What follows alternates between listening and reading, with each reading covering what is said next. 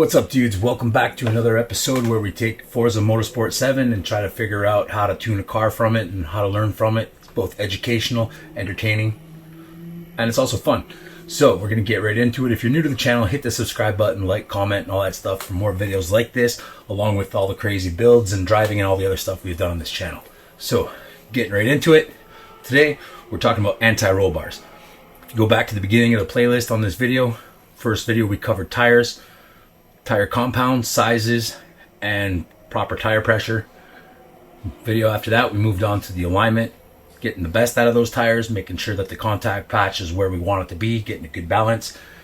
After that, we moved on to spring rates, making sure that the weight of the car was properly put down on those tires also, so that we can grab the corners more, we can get more stability out of the car, it could be more predictable, better to drive, easier, faster, and smoother. Today, we're looking at sway bars or anti-roll bars, whatever you guys want to call it. Looking back at last week's video, or the last video about the spring rates, we didn't touch the sway bars yet. So as you can see, the car is much more stable with the proper spring rates and the proper rebound and damping, but it still doesn't transfer the weight properly mid to corner exit, causing the car to have a bit of unpredictable oversteer. Kind of throws itself out sort of when it wants to. So we're going to try to solve that problem today. So the idea behind sway bars, anti-roll bars, is that you can essentially change the spring rate without changing the spring rate. You know what I mean? So we have here, you can stiffen the front or rear without changing the spring rate, and this affects body roll. So what you want is the body to roll smoothly, to transition between corners, to put down the right kind of weight on the wheels that you want to get the traction that you need to get out of that corner or get into the corner as much as you can. Now this works in two different ways because there's a front and there's a rear sway bar. Adjusting the front sway bar, the softer you make it, the more the weight's going to transfer and the more you're going to grab in the front. So to reduce oversteer, which is when your front end starts sliding and you lose traction, to reduce that, you're going to lower the front, which is going to make it roll more, provide more weight to the ground, and you're going to get more traction. The opposite applies in the rear, more or less. Well, sort of the same, but different, because in the back end, when it skips out, when it starts to slide, it usually means your sway bar is pretty stiff. This counts from mid corner to exit corner. So if the back end's stepping out, you don't want it to, you soften it. So soften to reduce the under and oversteer. In the front, you soften the sway bars to reduce understeer. In the rear, you soften them to reduce the oversteer. So what happened in the last video, the last run we did, adjusting the spring rates, coming out of a fast corner, the car skipped out and I lost the control of it, tapped the wall a little bit. I got it back on track and was able to finish the lap, but our lap time suffered by about 3 seconds because of that mistake. And what you want to do here, the whole ultimate goal of tuning is to balance the car to make it predictable, easy to drive, balanced, and smooth so that you can run fast and confident. So we're going to get into it now. Looking at these spring rates that are crazy high, the springs are also pretty high. They're in the 5 and 400s. So with a high spring rate, you can get away with a lower rate on your anti-roll bars. So in this one here, we're going to grab this 27. Now it's like 2907. So we're going to make some changes in there. Got my notebook for all my details and stuff. I study this stuff and I make graphs and charts and calculate it all and everything else. So we're going to jump into, got some numbers here that I figured out. Now the roll bars, I'm going to bring them down pretty drastically because they're high right now, and also sometimes with the high spring rate, it's safe to make a drastic change. So in the front, we're going to cut this right down to about half. So we'll bring it down to 15. Oh, a little too far. Let's go 15 and a half. High 15s. Yeah, let's go high 15. And in the rear, because again, with the same idea that there's less weight in the rear because this is a front engine car, you can bring that down even lower. So we're going to go for like a 12 and a half, 13. Let's go for a 12.6. Good negotiation. So that pretty much sums up all the tuning we're going to do on the sway bars. Now, I'm going to run I think I'll run 3 laps or so. Give you guys a good idea of what's going on here so you can see the difference in the car, and then maybe compare an older, like one of the first runs to one of these runs, because now we're running like almost completely set up. There's a few more things, fine tuning. What I'm trying to do here is set up a neutral handling car so it doesn't oversteer too much, it doesn't understeer too much, it kind of does what you need it to do, stays planted, stays steady. You want to be able to slow down in the shortest distance possible and accelerate as quick as you can and get back on the acceleration. Ideally, be wide open the entire time. If you're wide open all the time, that means you're moving faster, you're accelerating constantly. So hopefully this car is going to stick a little bit better. We'll run like, let's go 3 laps, which is about 6 minutes and a bit. And we'll see what kind of times we can run with this setup and see what needs to be changed. Because so far we've done tires, we've done all the alignment, we've done the spring rates and damping. Now we're on the sway bars. That doesn't leave too much. After this, you start getting into more technical things like differentials and brake biased, gearing and stuff like that. So that's like that's the next step up. That's a different level because this stuff is stuff that you and I can do off the shelf parts. Just order suspension, sway bars, all that kind of stuff. So without further ado, let's get into the race and see what kind of pace we can run.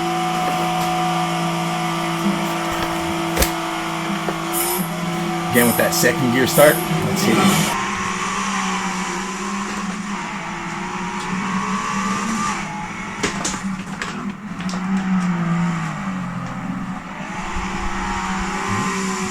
The car's a little loose on the acceleration on the outside of the corner, but tires aren't even heated up yet, and I'm not in the flow yet. I'm not used to it. Usually I can run 10 laps and not be in the flow yet and like start finding your pace, but we're just gonna go with this and see what we can get, see what kind of time we run.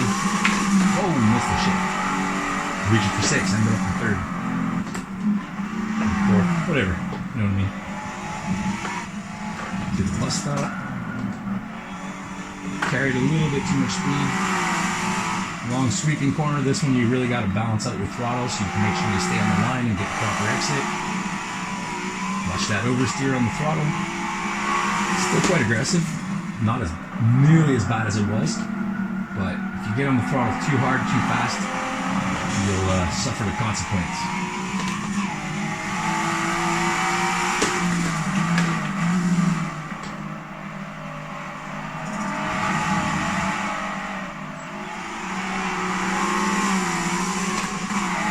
Now we're gonna have to wait till the end to figure out what kind of lap time I ran, what the fastest lap time was, because you notice I don't have the lap times on my screen. The reason for that is basically just trying to eliminate as many distractions as possible. When we're out there racing with the guys and stuff like that, it's always fun because we compete against lap times as well as who finishes the race first. But when I have those times going off, I find myself often looking up at the time to see if I'm progressing well, and it kind of pulls me off my pace and gets me out of sync, and so I just eliminated it. Less things to worry about, less things to be distracted by.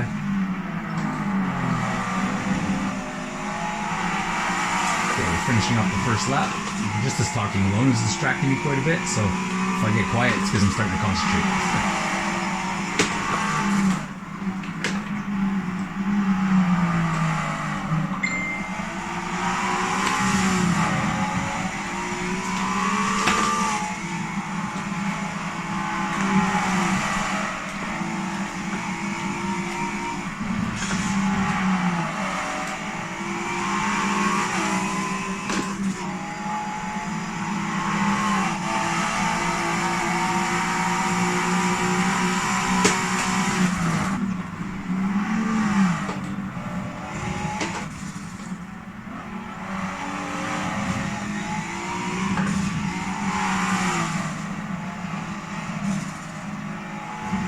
Quick note too, if you guys made it this far into the videos, I'm not explaining an exact science. I'm not saying that I'm exactly right about how to do this.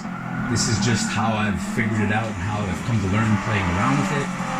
And if I'm wrong, go ahead and comment that in the comment section and explain why, because I'm doing this just to learn, get an education, and hopefully be able to pass that education on to you guys to help you tune your cars, whether it be in Forza or whatever other game or in real life.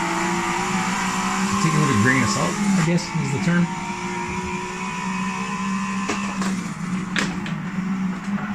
Ooh. Too hard on the brakes, slid a little bit. I'm running this with no traction control, no stability, no anti-lock brakes. If you notice on the screen, I do run the race line, but that's just to get make sure I'm running the proper pace for the tuning and stuff, because I really want to make sure the car's working out before I get going on learning my own lines and stuff, because there's a saying that I kind of believe to be true. It says real fast cars go straight really fast. Fast drivers get through corners really fast, but master drivers make their own course, or something like that. So before we get too crazy and eliminate this little line thing and get all kinds of spiritual on you, I'm just leaving the line on for now to maximize the tuning of the car, to make sure that I'm accelerating and braking in the proper zones, because that's what you need the car to do. The often switch tracks doesn't give me a chance really to learn the track perfectly well. So that is the bargain, the chip, the sacrifice, the negotiation, the sacrifice. Alright, I think this is the last lap now. Coming through the bus stop, going to the large big sweeper. Oh, just messed that up. Get a little sideways. Recovered. Having the wide tires on the back and matching all the sway bars and everything really helps to kind of recover it. It becomes more predictable when it slides out. You kind of feel like you know where it's going. I noticed that shifting really upsets the weight of the car because of the shifting where I'm doing it, I guess. I haven't dialed in the gears for the track yet. There's a way to do that, and we're going to explain that in a little bit, a couple extra videos, so stay tuned. Oh, I missed the shift. Let me finish off this lap and you'll see how the time is, and that'll give us a basic tune of the car. Pretty much know where we're going, a little fine-tune things. We're going to go next level and the next things, install more parts, but you can kind of see where we're going with this. It's still understeering a lot for me, and when I get really hard on the throttle on the exit, it does oversteer a bit more than I want. And also too, well, the braking's pretty good. Pretty well balanced for what I want it to do. Almost shifted when I shouldn't have. Alright, this should be the final lap. We're coming up to the finish line now. See what kind of time we ran. So far the best was a 3:06. 3:03.5. Alright, so we moved up like 2.5, 3 seconds. Do the do. So, that's pretty cool. That worked out good. Next video, we're going to start stepping up a bit. We're going to change the differential. We're going to go into differential tuning. I'm going to look at also, we're going to start talking about gearing maybe some downforce, something like that. Start to get picky about the car. Now it's set up sort of like a base tune, a neutral tune, where it's going to understeer and oversteer sort of equally. It oversteers a bit on the brake pedal, which is good. I like that, but that's a lot of to do with the way the chassis was designed and built on this car. It's kind of like real life in the real car, because you can do like a braking drift pretty good with it. So next thing, like I said, we're going to try to stabilize that rear end on the exits a bit with maybe some differential tuning. See about getting it to turn in a little bit better, and maybe turn in a bit on the off the accelerator when it's slowing down, or on the brake. I want it to kind of dive into the corner and start rotating there, so that I can use the acceleration to gain stability and leave that corner faster. So if you enjoyed this video, hit that subscribe button, check it out. We're going to keep going. We're going to get this car fully tuned and then fine tune it and get really picky, and hopefully you guys are learning something. I'm learning a whole bunch of stuff doing this, which is really cool. Behind the scenes, I'm like researching and checking stuff out and trying things out. So when I get to the point of making the video, I kind of know, like, I have a good idea where we're going. But in the end, there's always like going to be some more fine tuning on the car. Try to squeeze a bit more power out of it, where you got to sacrifice your grip, and we find a good balance for every track, and we'll go from there. So hit that subscribe button if you want to see more like this. I'm trying to throw them out once a week for a while. For now, whatever. Hope you enjoyed. Follow the Group D YouTube channel as well. Links in the description. If you want to see the replays from the guys that I race, our little online league on Forza Motorsport 7. If you want to join, I'm fine. I think there's a Facebook group or something. Anyways, we'll see you next time, where we step up the tuning and try to beat this 203.5. See what we can do. Peace out, boys.